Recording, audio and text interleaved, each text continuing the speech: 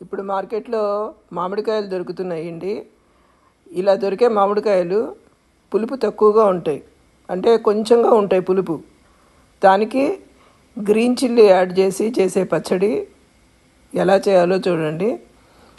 ఈ మామిడికాయలు శుభ్రంగా కడిగి తుడిచిపెట్టుకోవాలి తడి లేకుండా. తర్వాత పీలర్తో పీల్ చేయాలి.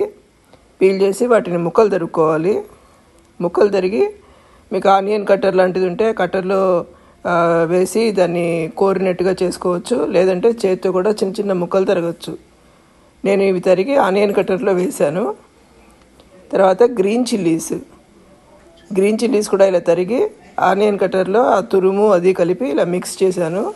తర్వాత కొంచెం బాండీలో నూనె వేసి మెంతులు, ఆవాలు, ఇంగువ, తిరగమాత వేసి ఈ చిల్లీను ఈ మామిడి తురుము వేసిన మిక్స్ దానిలో వేసేసేయాలి. వేస్తే కొంచెంగా ఒక 1/2 స్పూను కారం కలిపి